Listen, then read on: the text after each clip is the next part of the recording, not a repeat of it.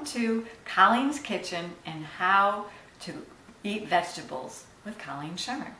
Well, today, I know I'm not cooking vegetables, but I wanted to show you something that I make in my dehydrator because it is so yummy. I thought maybe you would want to know.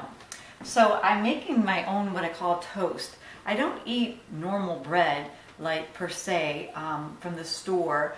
I like to have what I call toast. And if you come a little closer, I'll show you what I put in it. I put in buckwheat groats, flaxseed, and some millet.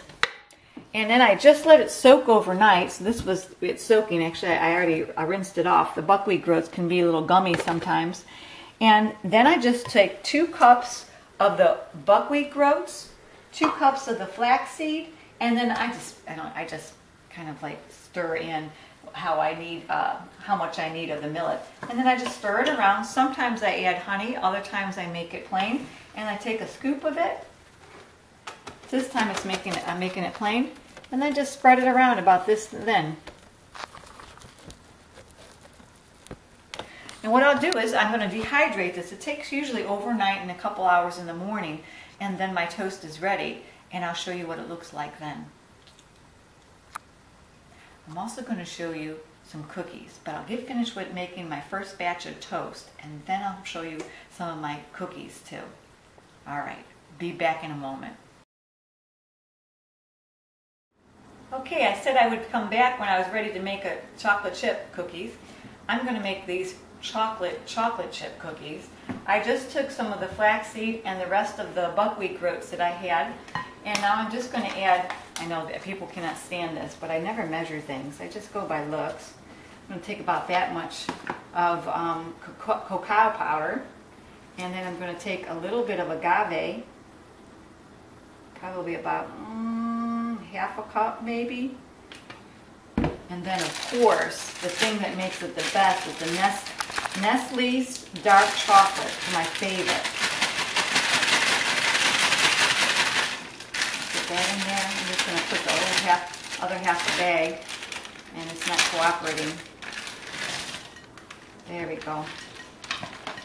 And the cool thing about this is that the chocolate chips actually melt into, as I put them in my dehydrator, they actually melt into the surrounding buckwheat groats and flax seeds.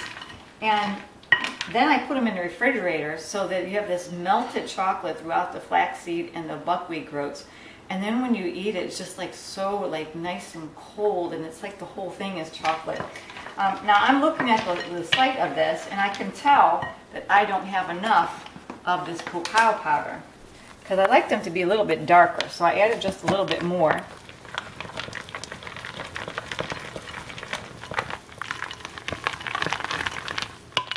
And now some people like to have milk chocolate and to have that sweetening. I like the darkness of this chocolate, and I'm just going to add just a little bit more agave because the cacao powder is very plain.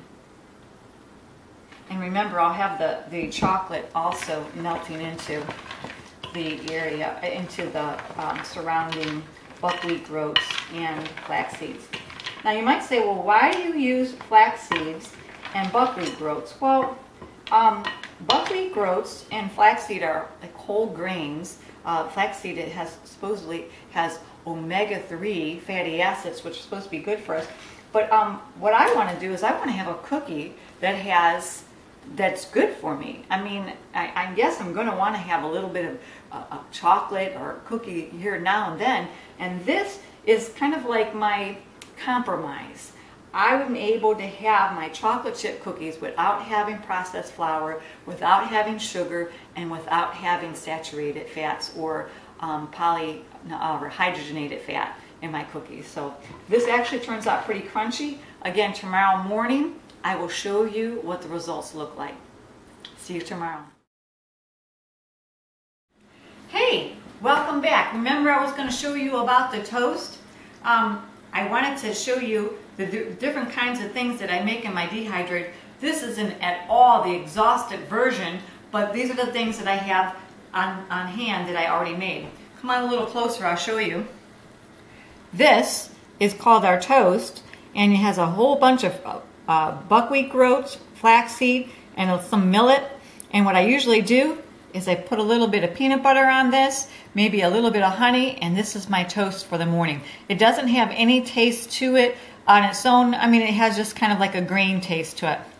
Over here, I have a what I call my granola bar, and this one happens to be maple pecan. And so you can see I have pecans in there.